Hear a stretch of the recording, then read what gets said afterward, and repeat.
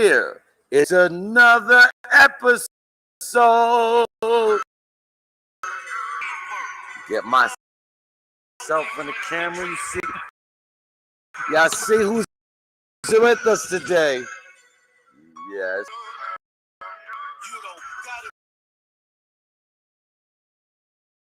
Where your heart is, turn your dream go. Let your goals shape how you live. Success is never if you're willing to give of the old self to become someone new, to be the true you. Never be afraid to do you in front of the sideline judges, non-believers, people holding their grudges. Appreciate the hate. It comes with the winning. When your wise big enough money, you're unstoppable from the beginning. Your excuses are useless. Let your actions be part of the solution and watch the income it produces. Recognize greatness. We outside in this seat. That's what this guy wanted. It's a mindset.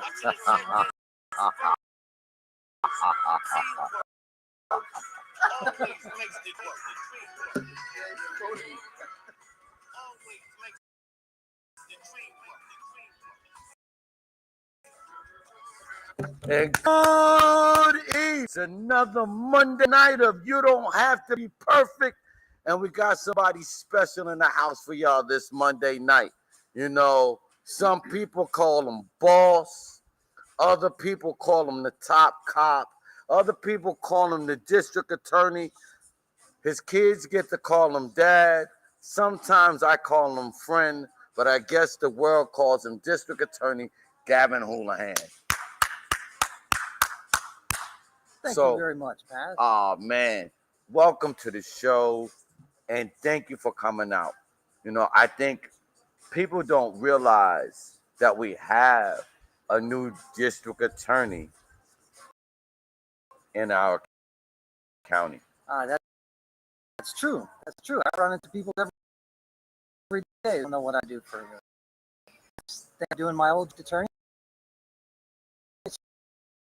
It's only been a year and a half, right? But our county has had the same district attorney. Jim Martin before me was the district attorney for 25 years in Lehigh County. So for 25 years, we had one voice. Yes. And now the people haven't realized that the voice has slightly changed in our county. Some people have noticed. That is true. But not everybody has. And it might be a good thing if you haven't, which means you haven't probably come in contact with our criminal justice system. That's a good thing. But since you've been our district attorney, crime has been down. Crime has been substantially down, especially serious crime. And I think that's huge to highlight because it's a campaign thing that every politician gets to hang their hat on. A mayor, a council person, but it's actually your job. Absolutely, yeah. But, I mean, there's two sides to that. One is that it is absolutely true that crime is down substantially since I took office in 2024. Right? There literally last year in Allentown, there were 4 murders. This year, 6 months in, there's been 1. Lehigh County, the numbers are phenomenally down for homicides from 2023 on. But, I take full credit for that. But we all know that is not true. There's so many factors that go into bringing crime down. And the problem with politicians is they don't know anything about crime. They really don't. They don't live in the world. They don't understand what it is. They think they can just flick a switch and turn crime off. When the reality is there's one thing that drives crime. Things that drive crime. The guy is completely different from the guy who's robbing a store or downloading child porn, or committing domestic violence or driving drunk and crashing into people. So to say that there's one thing a politician can do that's going to stop crime or decrease crime drastically, it's not. You can't flick one switch because this is not one switch. There's like 100 switches. And part of the problem is we don't know what they all are, so we can run around and flick off a lot of switches, which I think is something we have been able to do with the DA's office, state police, Allentown Police Department, South Wyoming, working as a collaborative, we've been able to do a lot of things that are necessary to bring crime down. But, crime is down nationwide. So there's some things that are happening that are helping Allentown, helping Lehigh County. But I'm more than happy to take credit for all of it. But your office is substantially different, than other offices. Today is your second in command's birthday. Mr. Eric Dowdle. Eric Dowdle is first assistant district attorney. Happy birthday. Now, I love Eric. How did you choose Eric to be, and how did that happen? Like for Eric to be in the district attorney's office? Well, you got time for a long? There's a short answer and there's a long answer. We'll take either one you want to give us. The long answer is this. So I started in the DA's office when I was a young attorney. And then I did criminal defense for 20-something years. And now I'm back in the DA's office. Each step in my career made me better at the next step in my career. Mm-hmm. All right. So being a DA when I was young made me better at being a defense attorney because I understood how the system worked. I understood the nuts and bolts of it, understand the rules you got to go by. And then being a defense attorney made me understand people a whole lot better. Made me understand, like I said, what the switches are, what the things are that drive people to commit different crimes. And that it's not just one like crime. You need to end crime. I will pass a law and end crime. That's nonsense. You don't know what creates crime. Politicians, what's the United States Senate now? Average age is 162. These are people who have never lived in the world. They've never sat across from a criminal. You never went into a jail. I've represented hundreds, thousands of people who committed thousands of crimes. And unless you kind of understand that, you don't understand that, like I said, there's 100 different things that create somebody to a life of crime. And we don't even know what they all are. There's one person to say, I can fix it. But the more you learn about the system, about how it works, how it doesn't work, and about the people involved in the system, the better you are at it. So from my personal point of view, being a prosecutor made me a better criminal defense attorney. Being a criminal defense attorney, I believe, has made me a better prosecutor. I told you it was a long answer, but here it is. Eric's taking the same road as I have. Eric was a prosecutor. Eric was a criminal defense attorney, and he was good at both of them.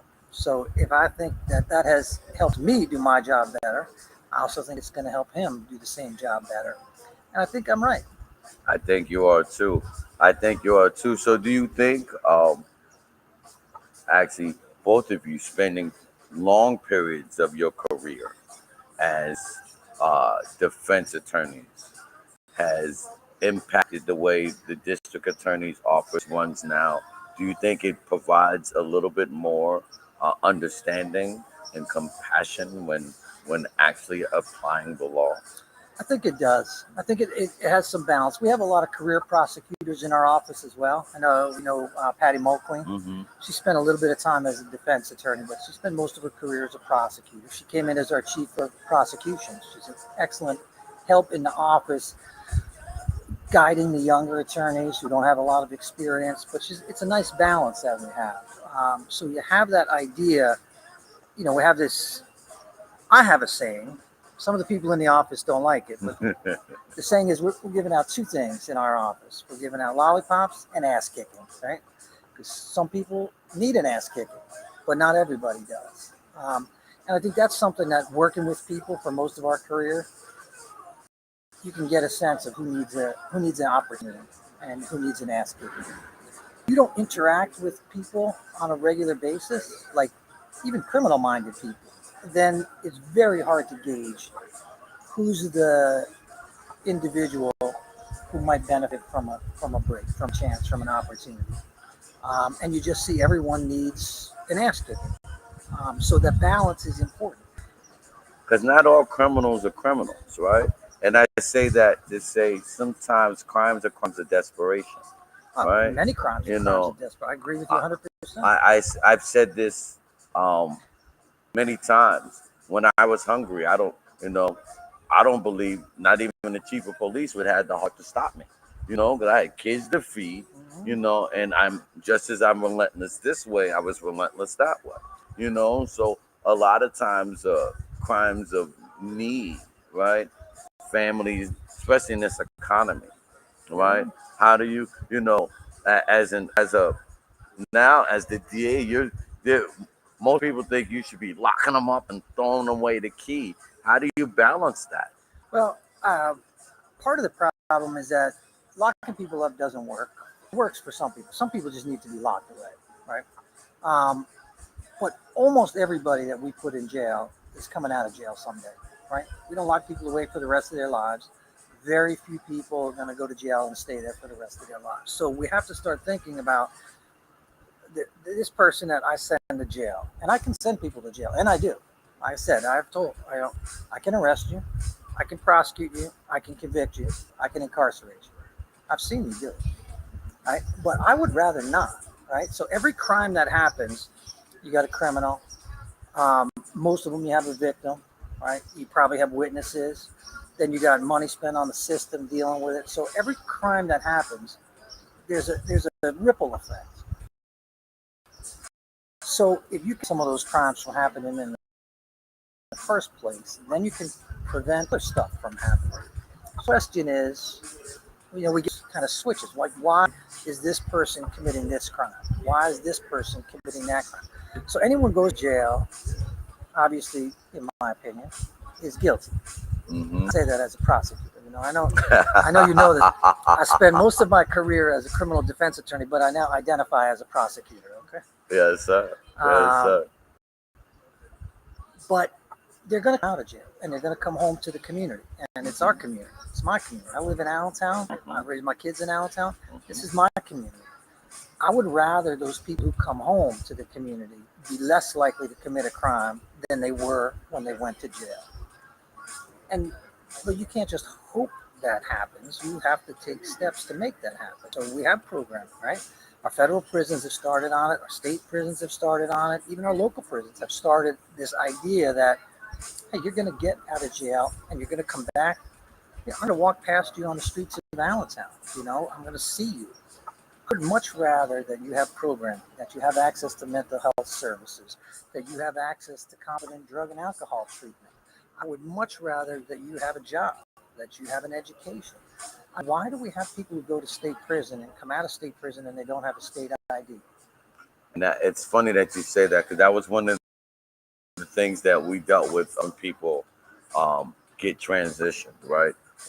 They came home without state IDs. They came home with no. I had a young man, my only failure in doing this, and I'll never forget his name, Tristan, 17 years old. He came home from a year in solitary confinement straight to the streets. Yeah. With no ID, no guidance. He's 17 years old, no trust. We built up his trust, but unfortunately, when we had to pass him off to a sister agency, they weren't able to handle him, and 2 weeks later, Tristan's back in jail. Yeah. But there's too many Tristans. Yep. He's not unique. And I'll be honest. I've had people, when you talk to them, it's like, is there another place in your life or in the world where we know exactly who you are other than jail, right? Why can't we get you your state ID now? You don't need a driver's license. I just need a state ID, and that will help people so much when they hit the ground.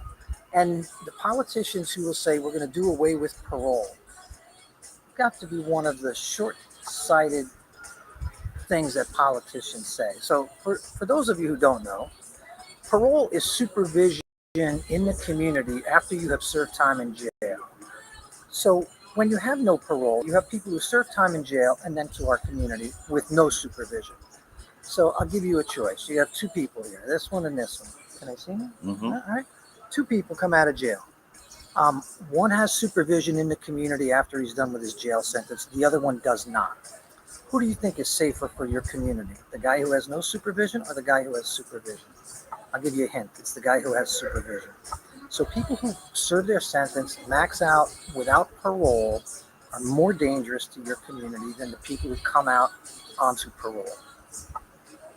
And if they can come out onto parole with reentry programming, Effective reentry programming, the return on investment for that is phenomenal. You get someone who's a criminal, who's gone to jail for being a criminal, who never goes back. The recidivism rates that come down with quality reentry programming are phenomenal. And I totally understand. I've been blessed to be, working with people who are gang affiliated, formerly incarcerated. So that's been a blessing, right?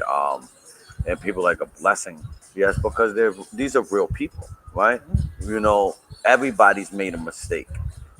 I say the difference between and I won't say this judge's name, but I have a friend that's a judge around, the state. I say the state, Okay. right? And this judge made some mistakes younger in life. He said, "Paz, the only difference between me and you is you got caught and I didn't." Right. Right?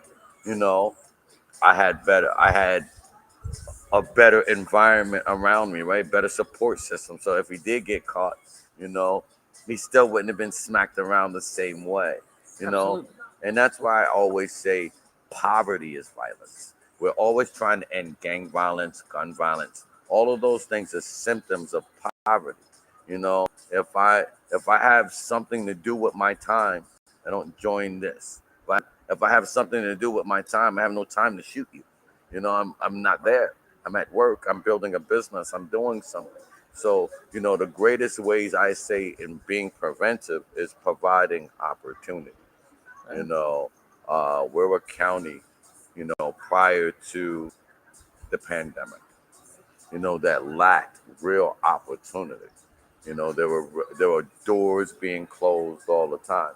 Not to say every door is open, but new doors are open, Yeah. Right. right? And I think people are starting to realize that. It's hard to get a handle on what really the issue is but I think the less connected society is. I mean, like you say, that poverty is violence. There are people who will have no idea what that means because they have never seen real poverty. They might see it on TV where it's, pointed out to be something to be scared of or something to be afraid of, to stay away from. But I mean, look at some of the people that we look up to on social media and on TV. These people have never never lacked anything.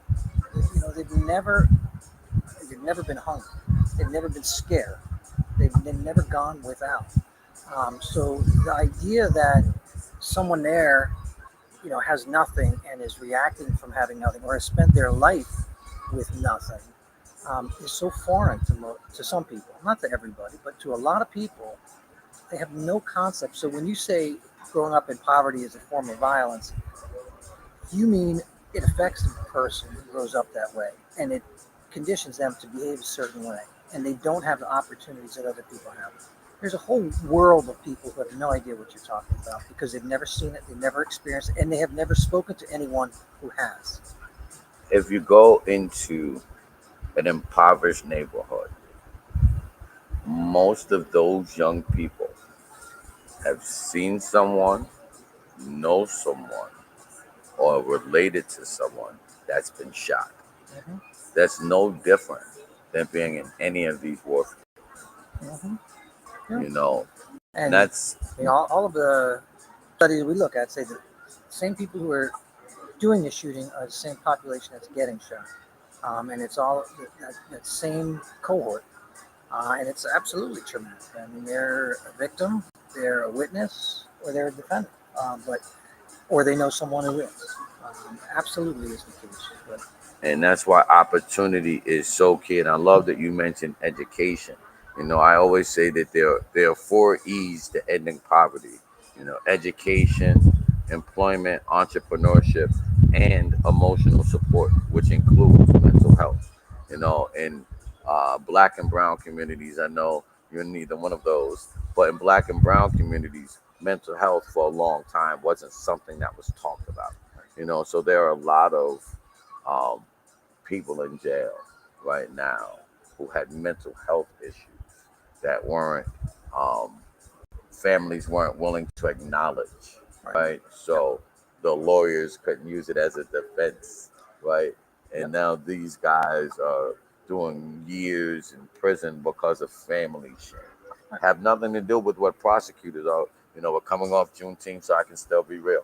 Hey, Well, the other problem is because families didn't deal with it, when someone did get arrested for a crime, and then they presented mental health issues, it appeared made up because the first time they talked about a mental health concern was after they got charged with a serious crime. So you didn't have this mental health concern for the last 20 years of your life, but now suddenly you're involved in a crime of violence and you get arrested and you're facing significant time in jail. Now suddenly you have post-traumatic stress, or you have anxiety from the way you grew up, and that sounds like bullshit because the first time anyone's hearing about it is when you are using it as a defense to a serious criminal charge, when the reality sometimes is exactly what you said. It was there all along, but A, family didn't want to deal with it. There were no resources to deal with it. Schools didn't diagnose it. And individually, you weren't going to announce to the world that you're mentally ill. Yeah. Yeah. And I think that's so important because there's always two sides to the coin. Like it's easy to blame the district attorney for locking up Lil Baby, Hey, right? no, it's not. No, it's not. But no one talks about, right, Little Baby shot Lil Rodney, and all of the things that Lil Baby did, and Lil Baby may need to be removed from our community for some kind of rehabilitation, and then we don't also talk about how could we have prevented Little Baby from getting there before, the education, the opportunities. So, what I love now is that your district attorney's office represents a wide range of the community. When you walk into your office, there's someone that seems like they look like you and speaks your language, whether it's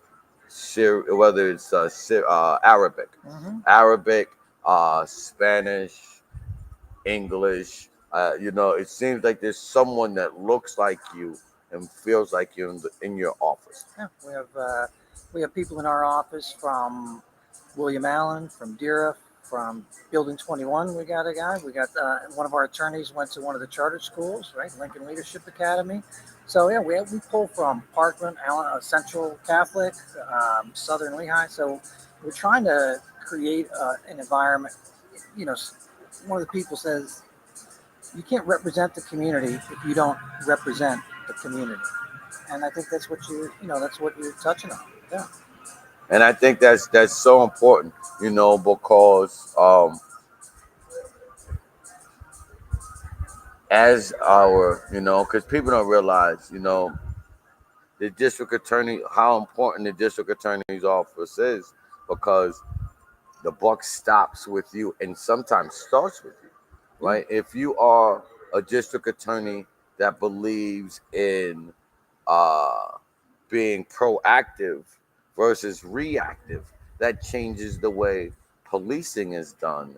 That changes the way community feels, right? Because we know the district attorney is looking for areas and ways to prevent us from going to jail. We have a feeling like our district attorney is reactive. We know that our district attorney is looking for ways to put us in jail. So that's a different feeling. Has that been intentional with you putting that feeling in community? And then my other question is, because I know it, how have you been getting that word out so others know, other than this great show? Well, it's kind of a difficult question to answer because it really is. There's two parts to it, and it really. I know it's a joke where we talk about lollipops and ass kickings, but I'll give you an example of the ass kickings. Right, we arrest people and we arrest them quickly, and I think that's part of what's driving. I think, just a guess, but that's part of what's helping keeping the violence and especially the shootings down. So. A shooting happens, a homicide happens. We have a homicide task force in our office, works really well with state police, with Allentown Police Department, with all of their units, including their detective unit, CID. And they work like nonstop as soon as they can, as soon as it happens. And if we can make an arrest quickly, that does a couple of things for the community. One, it takes the shooter off the street. right? So we arrest the person we think is involved in the shooting. That sends a message that we're paying attention and we value the victim and what has happened in the community, and we're not taking it easy on the violence that's in the community. But it takes that person that we believe is responsible off the street. That means there's less need for retaliation from the people who are on the side of the victim or think they understand what happened, because we've done our job. And then that tends to quell things, I think. It tends to calm things down because the system is working and you don't have that retaliation. And if we're right about this guy being the shooter, that's another shooter who's off the street, right? So he can't go on and shoot someone else next week or the week after that. So it stops the escalation, it stops the retaliation. And when you combine that with our work trying to encourage the community groups that are doing that same sort of thing, I think that's helping. So nationwide, the clearance rate for homicides is fluctuates between 50 and 60%. Since January 2024, Lehigh County's clearance rate for homicides has been over 90%. That's awesome. And that's a combination of so many pieces coming together between local law enforcement and the resources that we have in the office. Our labs, the Regional Intelligence Investigation Center, Homicide Task Force. It's just so that's how we do the hard part. I know it sounds good that we like re-entry and all of those things, but we are. But how do we get word out to the community? We're out in the community. We have people who work with our community outreach, which I don't think we did as an office did much of before. We try to reinvest some back in our community, because if we can interrupt those young kids who are going to grow up to be your next generation of shooters, we can interrupt some of them, even a small percentage of them, that's going to cut into violent crime in the city. So I definitely agree there. One of the things I always say is idle minds cause trouble. So every time we get a chance to spark a thought, right? It doesn't have, and people think it has to be like the biggest thing in the world. Just a thought. Thank you guys, and you bringing out your team to hip hop on the walls. Open it. I and it's funny, like sparking a thought. The next day, I seen a young lady sitting in the park just drawing and drawing, and I'm like, why? She's like, I went to the art gallery last night, and I thought I can do it. Just the thought. So I love that you guys have young people in your office, right? That allow them to spark a thought. Your community outreach worker, beautiful young lady. Seen her at Brews, Blues, and Barbecues. Yeah. Great energy, right? She's an Allentown kid, graduated from William Allen, and then went on to college, got a college degree, and came back to the city. And like I said, great energy in the rain. Still putting out. For the chamber. Still letting the people know where they need to go. And just the barrel energy. I was blessed to be located right across the street from her. Where we were so situated with our vending station. So I got to see her work the entire time, and I was first of all impressed that she had energy like that in the rain. I thought I was the only crazy person, and then for her to do it with class and grace, right? And so we lose ourselves sometimes in being too comical, right? We're trying a little too hard, right? We can tell that that was who she is, Oh, right? She didn't have to put on a face, didn't have to, put on a mask, right? She was able to be herself. So, I wanted to, congratulate you for making a great choice in that young lady. And you seem to have some other great young people. Was it we got some intentional? good. We got some good old people Yeah, in the not office as well. and not to All say right? nothing about the Let's old just not, people, because we don't be running us down. you do need some seasoning, right? Because we don't want our chicken without no seasoning. So you do need some seasoning. So we need those older seasoned vets. But was it intentional for you to bring in a lot of new blood? It was. It was. Some of it was intentional, and not necessarily. I mean, by definition, some of them had to be young because here's what I did. And I think I can share this with you. You know, in my before I came back to the DA's office, I had my private office, and one of the things I did was work with our foster care system. And in that job, I was appointed to be a guardian for a number of foster kids. Over the years, probably hundreds of foster kids. Some good, some bad, some ended up in jail, some ended up getting adopted, some ended up dead, you know, just a whole spectrum. Some are in foster care for a couple of weeks, some are in foster care for most of their lives. But what I realized is some of these kids are fantastic. They are there's nobody more resilient than a kid who's been in foster care for years, okay? They can deal with anything. But in my private office, I realized that if you give me a kid who wants to learn and a kid who wants to work hard, I can teach them what they need to know. And Lehigh County has all of these kids aging out of foster care. You stay in foster care until you're 21. Yeah. A lot of people think you end up out at 18, but they can stay until they're 21.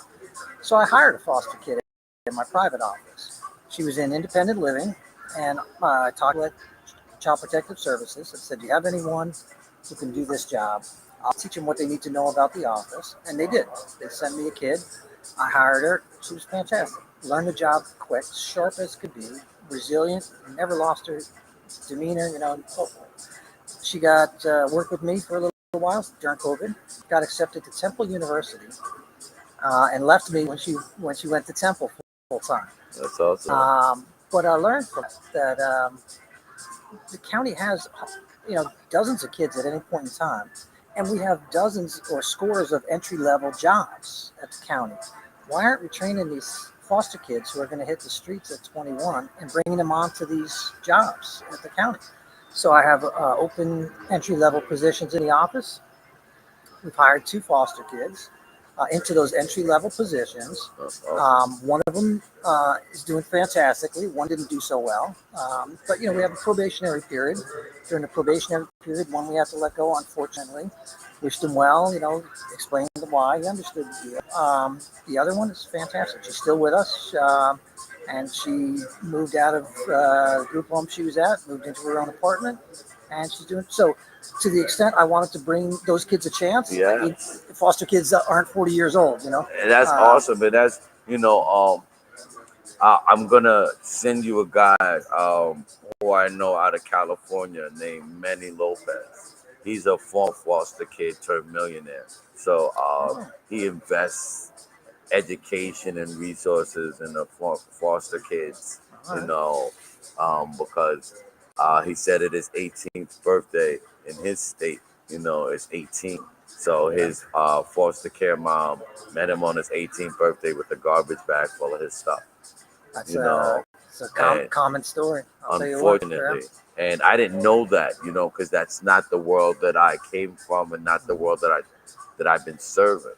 So I had to learn that, you know, and, you know, knowing that about you, that's, first of all, thank you, you know, to take on that many foster kids. And of course, they can't all be success stories, but for you to put yourself out there, to provide a way in the space, and then allow the DA's office now to provide opportunity. That's violence prevention, right?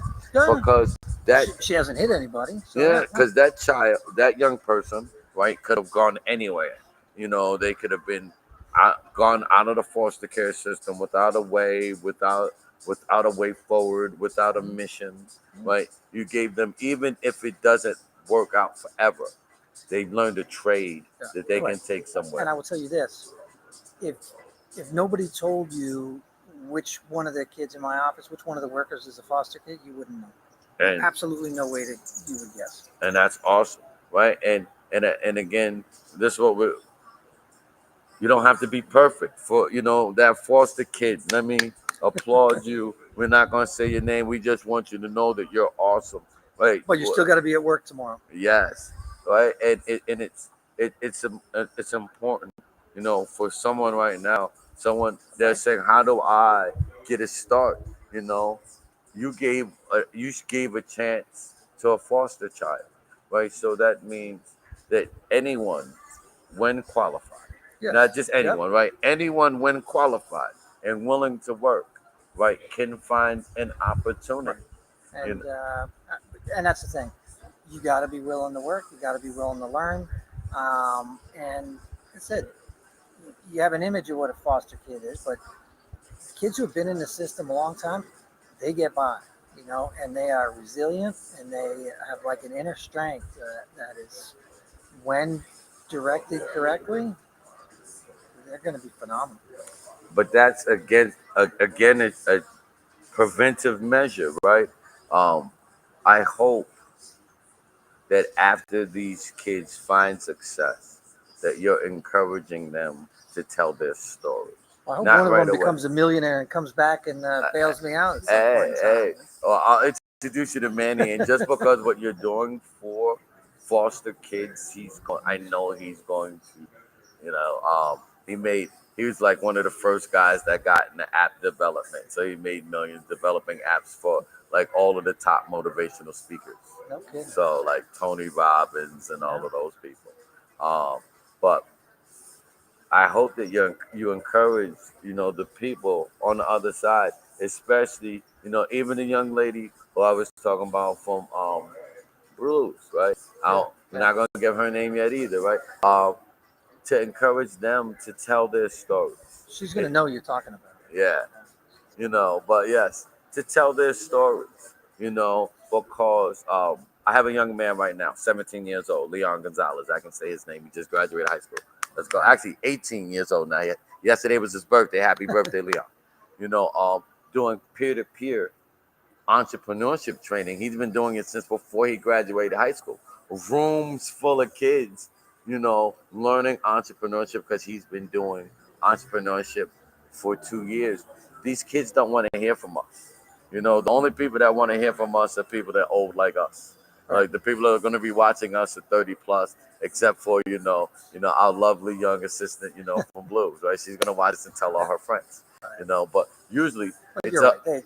They need to hear it from someone closer in age to them, someone who understands their world.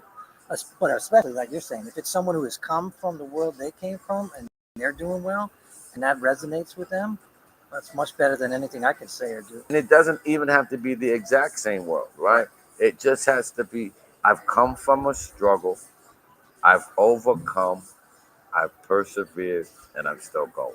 Right? Most people just need to hear it from someone that sounds like them, looks like them, or their stories rather similar, right? Yeah. And the foster kid story may be different slightly than the kid that went through child abuse, but that lack of connection with the parents, they can both meet there, and her inspiration of saying, hey, I walked into the DA's office, I got a job, I worked hard, I moved out of my group home, and I'm building a career, right? Preventive measures, right? Proactive action.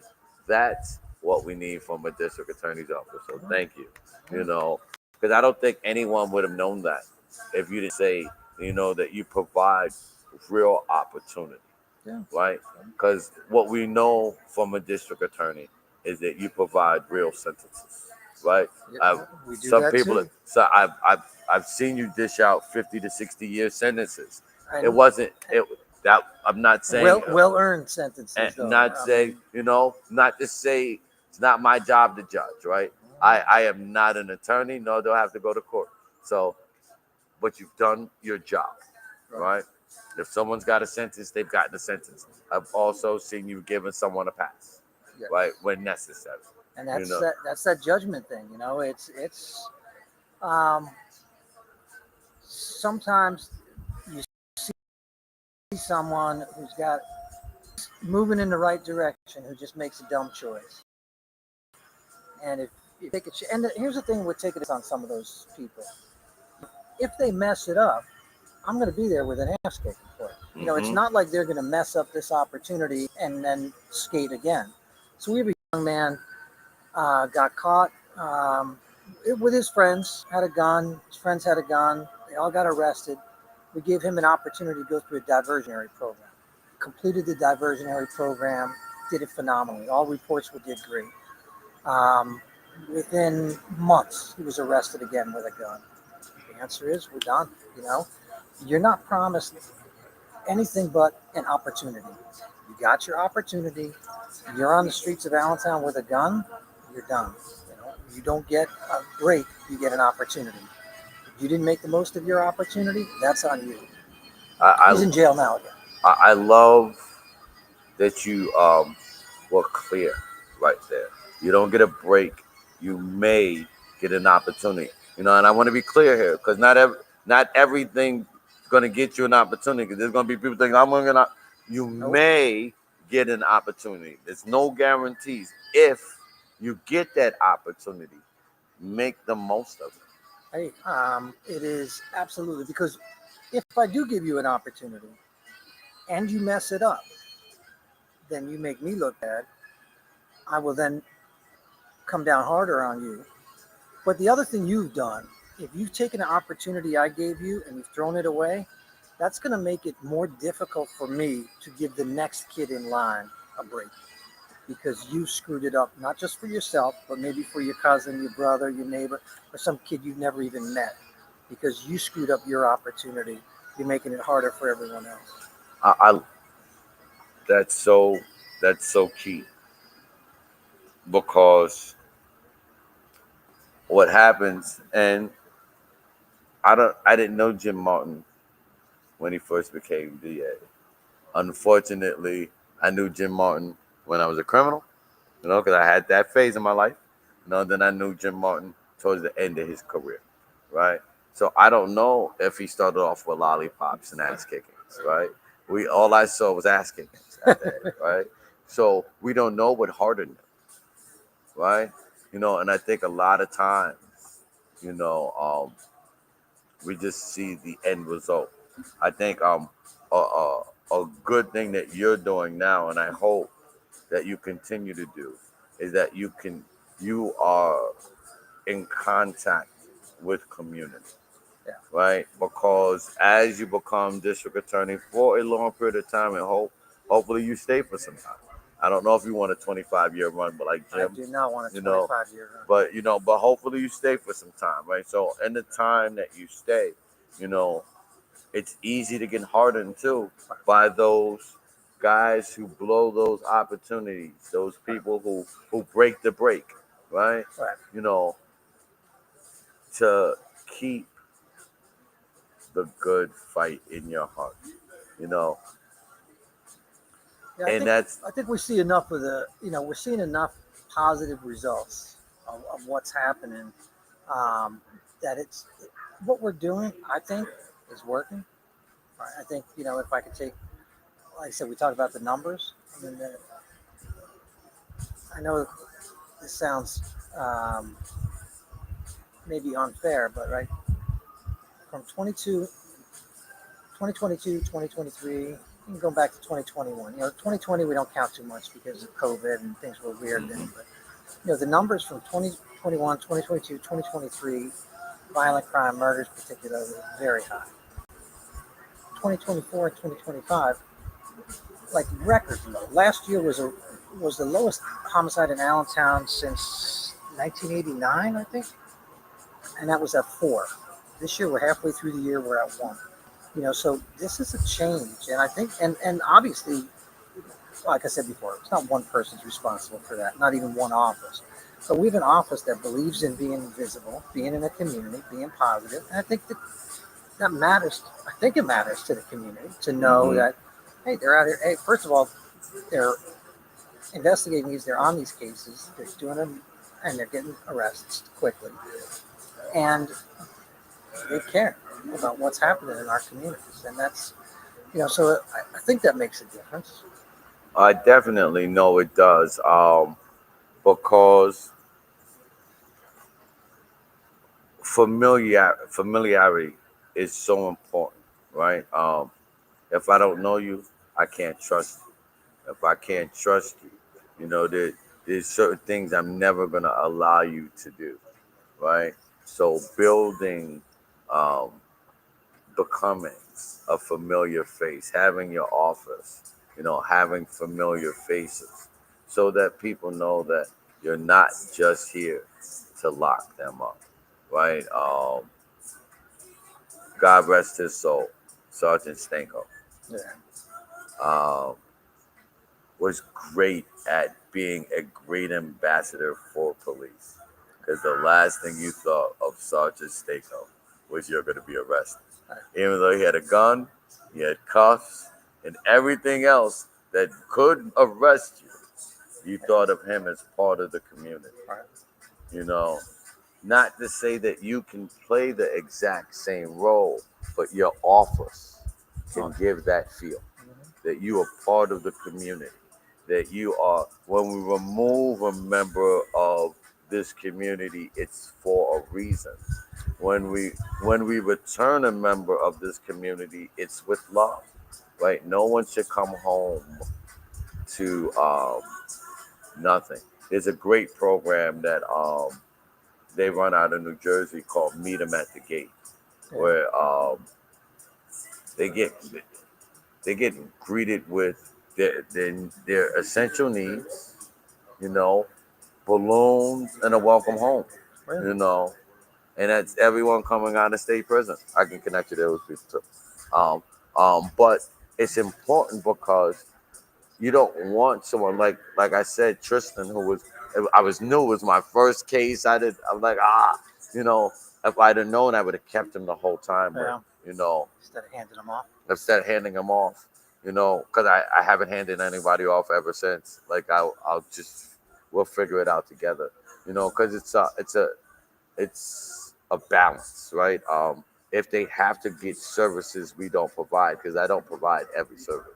You know, making sure that we're checking in and doing things so that that person doesn't feel alone, abandoned. Like he went from solitary confinement to feeling alone in this space again, right? So learning, right? It's a learning experience, just like you learn from having two different foster care children, right? Yeah. One made it, one didn't. That didn't poo-poo you on all foster kids. No, and even a kid that didn't make it is a great kid. He just didn't work out, and we said, it's not working out here, but that doesn't mean it's not going to work out for you. Yeah. It's just this job is not right for you. And maybe once I'll give your community person Manny's information, so I know you're busy.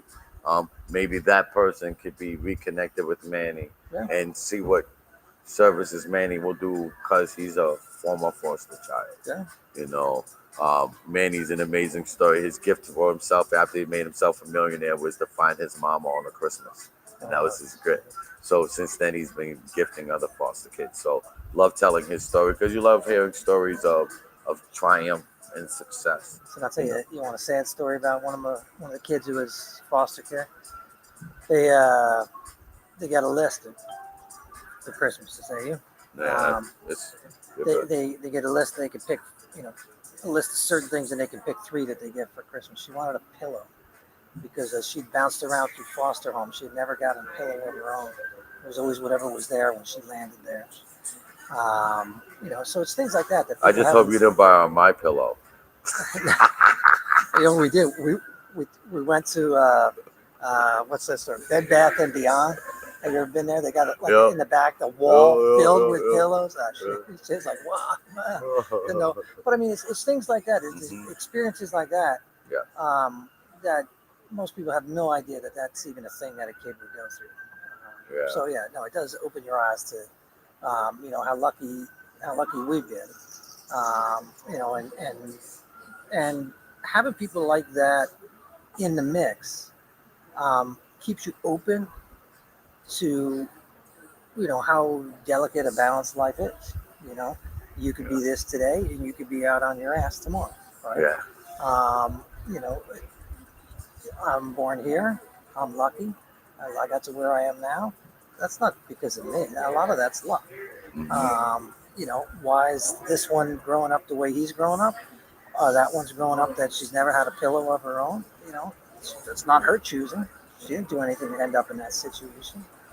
So having that experience of working with such a vast array of people over the course of my career, that's why I say, from the different jobs that I've done, each one has made me better at the next job that I got. And I love it. And I told you this hour goes by quickly. This hour is almost up faster than you think. And I heard that the district attorney's office is planning a community barbecue sometime before the summer ends, We so are. that people can get to know your office, the people that's in your office. That's the plan. We got to make it. We got to get moving on it because it feels like it's already the middle of August right now. Oh my goodness, the way I'm 100 wiping my degrees. head, Yeah, right? yeah. You Yeah, know, that's the plan. Is to get out to meet us outside of the courthouse, outside of the courtroom. Um, Not while we're in your neighborhood for some shooting or something like that, but to say, hey, this is who we are. We're real people. We belong in the community. We're part of your community. You're part of our community. Instead of that feeling that we're all separated apart. There's this idea we drive into the city every day and then we turn around, we drive out. I told you, I live in the city. My kids all went to William Allen. 4 kids all graduated from William Allen. They all went to college.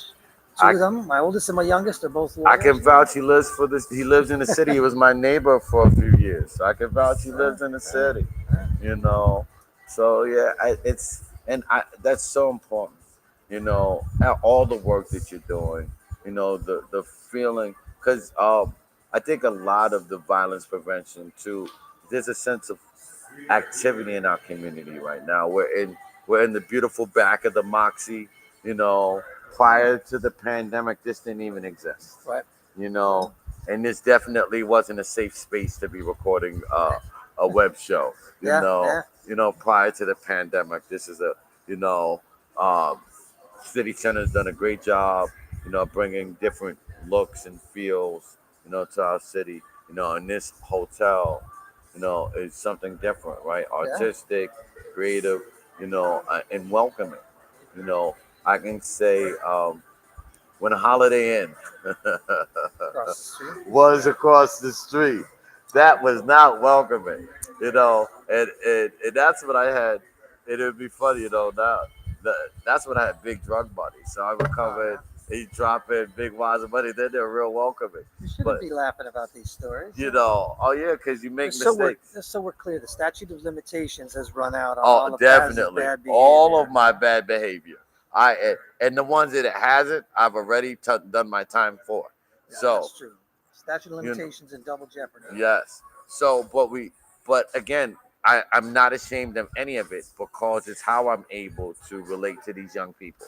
So your previous career, yes, has made you better at your current career. Exactly. That's what I'm talking about. Because if I didn't ever get arrested, there'd be no way that the gang members would believe me. There'd be no way that the people coming home from prison would believe me because I have a degree from Lehigh University. I was the first black kid at Raymond Academy. Like they didn't realize I would go home to a welfare mom who was struggling. I thought your degree was from the School of Hard Knocks. Hey, I got a degree from there too. Because I didn't learn my lessons, right? And that's why it's so important about environment, because you can be in the same space and not in the same place, right? I used to remember where the kids at Lehigh would ask me where I'm going for spring break. And I remember telling them one year, I'm going to UCLA. And they're like, you going to UCLA? I'm like, yeah, University of corner of Lexington Avenue. I got to sell this crack to get back here for next semester. And they didn't realize that was my real reality. They thought it was a joke. You know what I mean?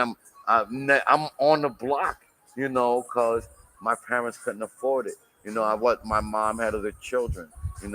That's what I knew at the time. That's what we're talking about. People who have no exposure to that different lifestyle have no way to understand it. Exactly. Comprehend it. And I, and I say all the time, when you know better, you do better. And again, people are like, but you were in college, how did you know better? But you don't always see with your eyes. Like the people that were successful in my neighborhood were drug dealers. But listen to me. We said that those people didn't understand you because they never saw you or never saw your world.